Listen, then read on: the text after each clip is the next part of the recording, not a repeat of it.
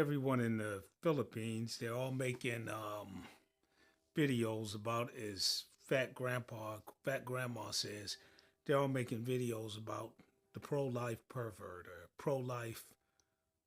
I don't know what it's some guy from Estonia. That's all I know.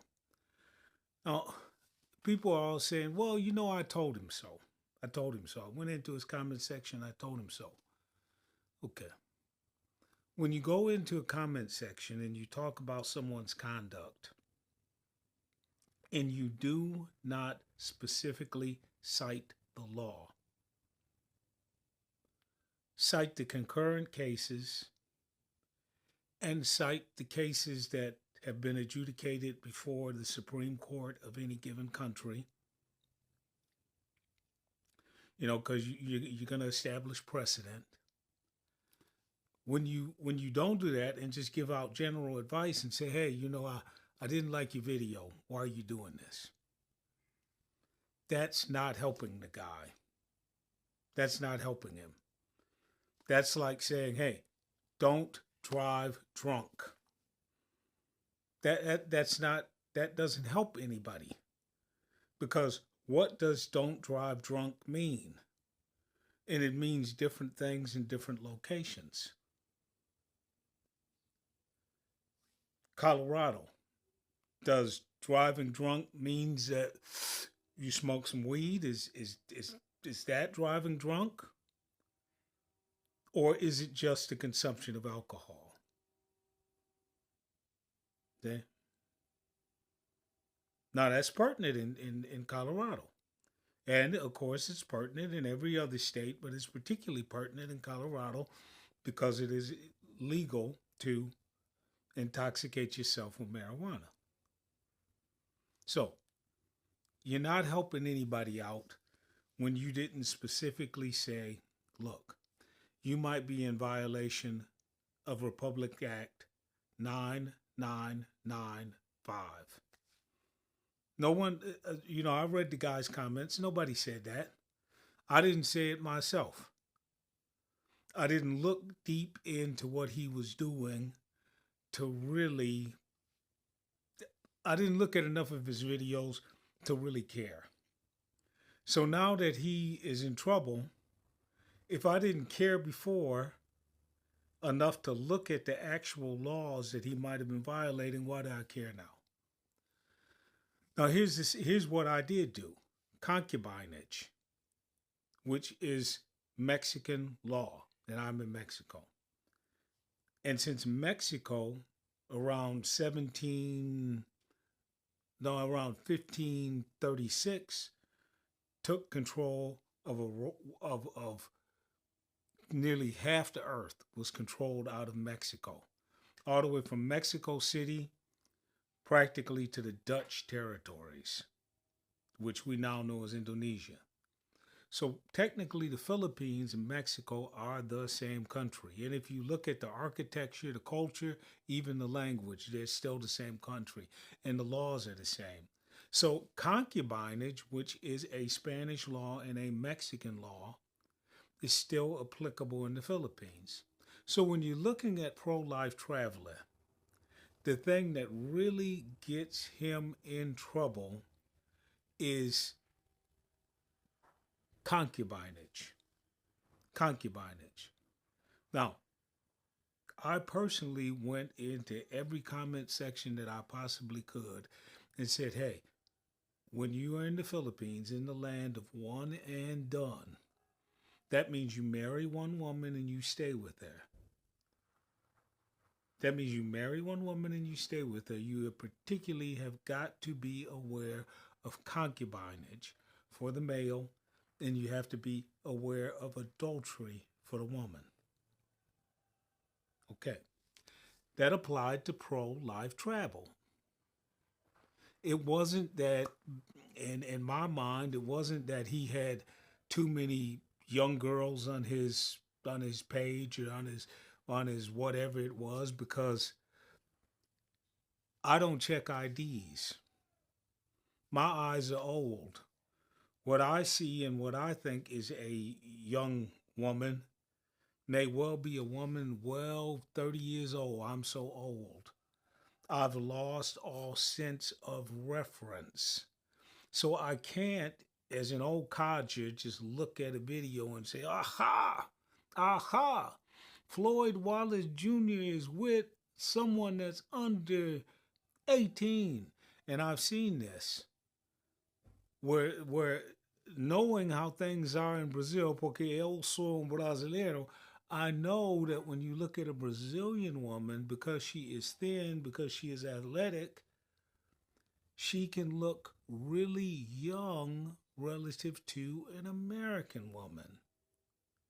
So you have to look at actual certified identification.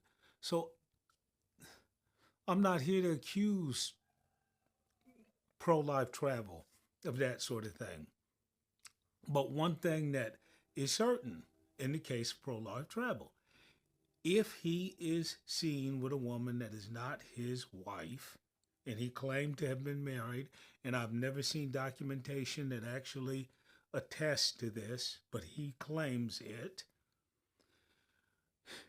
If he is in a compromising situation where there is tactile contact with the woman, and I'm not saying sexual contact because I don't have privy to anything that he may have done pornographic or his wife may have done pornographically. I don't know about that. But if he is in contact with a woman, hugs her, kisses her, picks her up, lifts her, not just having dinner with her or talking to her, then that is going to lead to complications in terms of concubinage. If he is financially supporting her, which can be construed as having a separate household, that also can lead to concubinage, which I've readily talked about. Okay, now again, Smooth Lee is going on a full frontal attack of Calvin Sunshine Shoulders. And in essence, I'm joining Smooth Lee in this attack. And what I'm saying to Smooth Lee is that I've wasted 3 years of my life watching videos in the Philippine genre, and in particularly watching Sunshine Shoulders. And the reason for that is because every time this guy gets an opportunity to misquote the law, he does so. He is so captivated by what young guys say that he cannot realize that he is nearly 62 years old. I've done a lot of things in the past that I should not have done, which hopefully I have paid for, in which whatever is on the public record, you bring it and say, hey, you did this and you did that, I was answerable to. But at this age, I should have a level of maturity.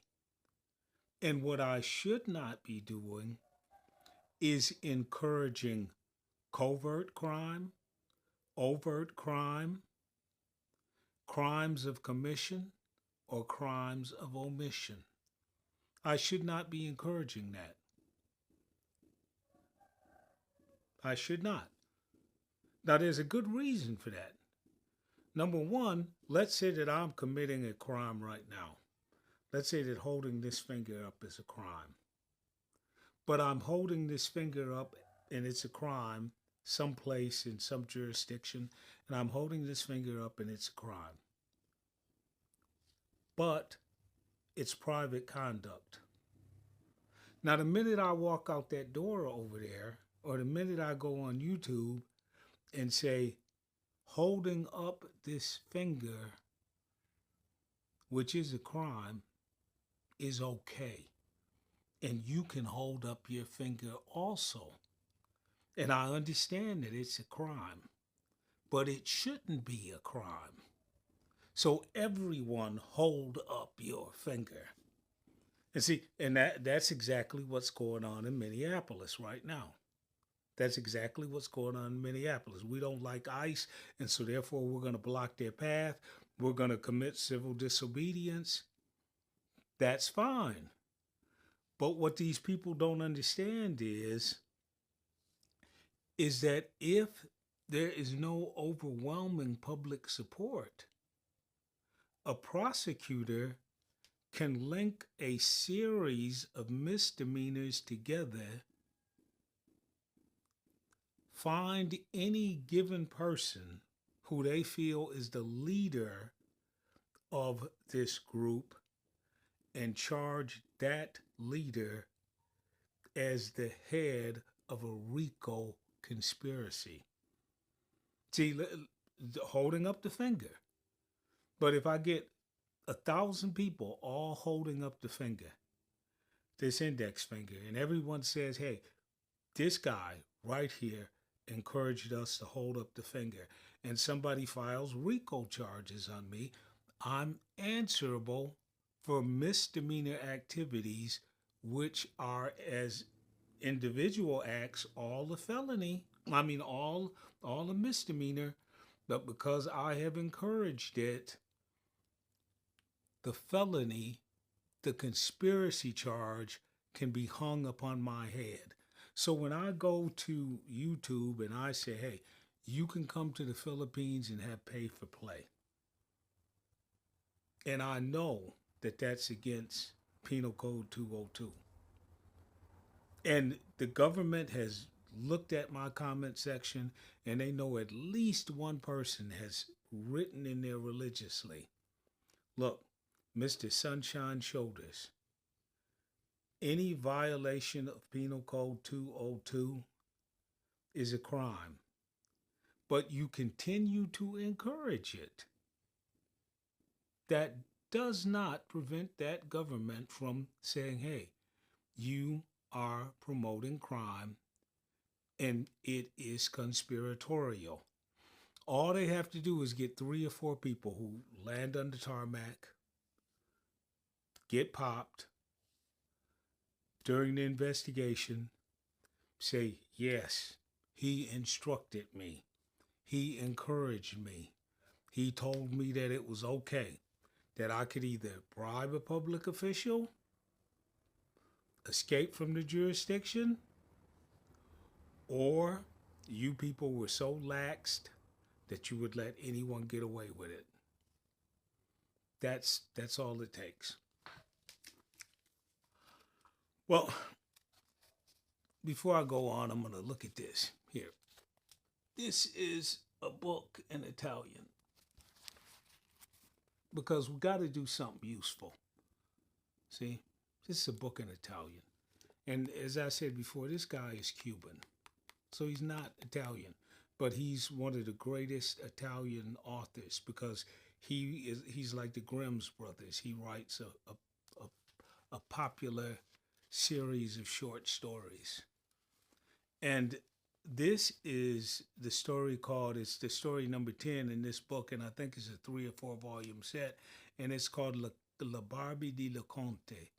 And it's Le Popolo di Garie era un passer cosa irto in cima di un collina della finca, così rapide, così gili abitante, per non perdida le un'uva che a prende forte scabello rotalate gila nelle busche. Apprendivamo vano a sacchito sotto le colle di le galline. And I've owned this book, like I said before, I've owned this book for maybe 5, 6, 7, 8, 9, 10 years. And that story is on page 42. And I've had to keep skipping around in the book, and I just can't get that particular story that starts on page 42. And I've read it maybe 40, 50 times. because you get up in the morning and you spend your first hour in the morning reading a piece of literature. And I'm reading it, reading it, reading it, and I can't get it. Okay, finally, I went to Suno AI and I made a mnemonic song about it. So maybe one day in the future, I'll be able to understand exactly what's going on. I mean, I kind of know what's going on. This guy named Mussolini, or I can't say his name well. He goes off to war. He's the smartest guy in that little village, and he's famous for being really smart. He returns back from war. I think it was in North Africa, and then he solves a lot of problems that the village was having. That's the basic. That's the base of the story, and the people are really insular. They rely on their own resources within that area, and they don't really have much contact with outside people. So it's really kind of like it's different for their community, for this young man who was the smartest among them to leave the community and go out into the larger world, and then he returns. Okay, so that's a little bit of linguistics and language and Italian slapped in here in the midst of all of this trash that I'm talking about. And you got to understand that what I'm talking about is trash, and it might be entertaining trash, but nonetheless, and not that I'm entertaining, but I'm saying the subject of the trash is entertaining to most of us. It's titillating. It's sensational. The pro-life pervert gets caught. I mean, see that's titillating. That's caused a lot of people to make a lot of videos about this deal. They aren't making it. I mean, and really, what's going on in this book, which actually parallels what people are talking about. It parallels what people are talking about. Is just as scintillating, just as titillating, just as raw and raunchy as anything that you see on YouTube. One of the stories that precedes this story is where a drunk guy goes out with a really famous guy at the behest of the king and finds the king's daughter. And then the drunk guy goes out to sea, finds the king's daughter, and successfully engages in a relationship with her. I'm not saying that he changed his behavior. And about time they sail back to the kingdom, the good guy, the noble guy, the captain of the ship has tossed the bad guy, the drunk guy, overboard. And then the drunk guy, just as the good guy made it back to the kingdom and is going to marry the princess, the king's daughter, out from the sea. I guess the wedding is on the seashore. Out from the seashore comes this man who is completely covered in algae. And that's the name of the story, the Algae Man. And he comes completely covered in algae. And everyone is like, oh man, look at this. This guy he's horrible. He smells like dolphins, dolphin dung. But the princess recognizes him and knows that he is her savior and turns to her father and says, hey, you may shave him, you may bathe him, you may do whatever you want, but he is at the center of my heart. So this book is about treachery. And let's go back to Calvin. Calvin is claiming that now everyone is being treacherous and people are making videos against Calvin because they want views. Well, this guy threw the drunk overboard because he wanted his woman. He wanted to continue to be the great guy in the eyes of the Italian king and the Italian public. He wanted to win. And he was the commander of the ship, and he threw the guy overboard. He didn't kill him, but he did throw him overboard. I don't know how you get thrown into the middle of the Mediterranean and you somehow, and if you got algae all over you, you were deep enough down to collect seaweed. I don't know how you walk back into shore, but this is just a story. And these stories illuminate reality. So when someone says, "Oh no, everybody on YouTube is picking on me. Short Lee is picking on me," you know, this guy who goes into sick grandpa's commentary and calls me Calvin Coon, who goes under the name of Calvin Coon, he's picking on me because he's a racist and because he knows that I'm black and it's he knows. How in the hell, looking at a camera, except for the fact that you're looking at somebody's skin and somebody that you do not know, how do you know anything about this man and know his cultural identity? Not merely his skin color, but his cultural identity. And Calvin, once again, looks so much like a Filipino that I can't tell the difference.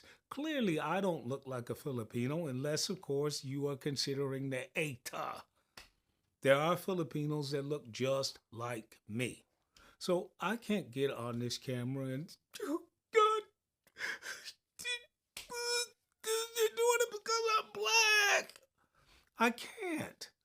Not when I'm talking about the Philippines, and I know that the guardians of the mountain look just like me. There could be a million reasons why someone attacks me. They could be using my image, my likeness, my skin color against me. But that does not mean that attack is not legitimate. I get into open court and I'm sitting there and I'm shackled up. And I got on an orange jumpsuit. And my little nappy head is even nappier. It's all over the place. And the jury has not been to Africa since they walked out 100,000 years ago. And it's sentencing time. And I have copped a plea. But rather than just have a pure deal, I tell the, because I'm slick, I tell the prosecutor, hey, look, I want to go nolo contendere, and I want the jury to determine my guilt. You can have a trial, you can present whatever facts you want to, and I'll go nolo contendere. I won't even present a case. I'll let the facts as you present them stand. And I get in there, and the prosecutor is real friendly towards me and everything like that. And then all of a sudden, he sees me in that orange jumpsuit, and he says, "Look at him. He acted as an animal. He acted as an animal. He doesn't call me a monkey. He doesn't call me a chimpanzee. He doesn't state that my skin is this color. He says nothing like that. He says he acted as an animal, and his acts were uncivil." Well, I'm going nolo. I'm going nolo contendere. So it has to stand. The judge can say something, but basically it has to stand. So then all of a sudden we get to the sentencing phase. And it's time to give me a sentence. And the judge points at me and says, here, the sentencing guidelines, blah, blah, blah, blah, blah, blah. And he says, you know what? The prosecutor asserted that you acted like an animal. And I agree.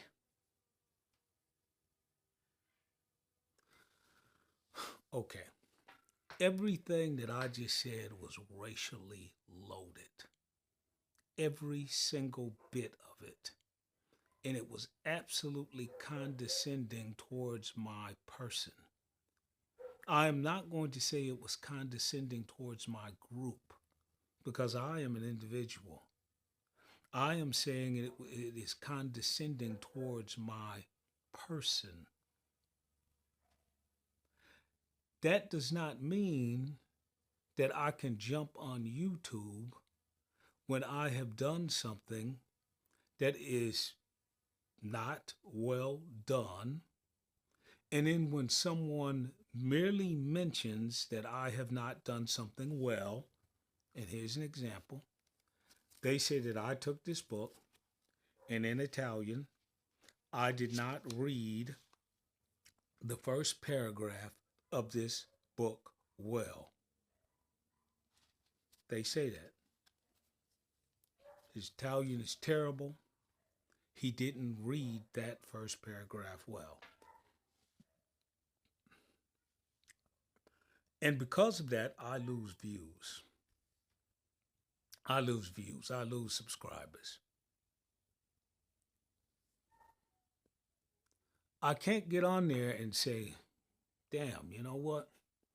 Because of the complexion of my skin, because of the complexion of my skin, and because this guy is a hater, he said blah, blah. I only got a few megabytes here, but he said blah, blah, blah, blah, blah. Okay. When you go on YouTube and you market yourself, you consistently market yourself as the Black Jesus of the Philippines. Just because you make a statement after you say I'm the Black Jesus of the Philippines, just because you make a statement, I'm not the Black Jesus of the Philippines, everyone has to treat me as if I am serving all of mankind. That statement is not going to stand. People are still going to take your first and prior statement as a reflection of any subsequent statements.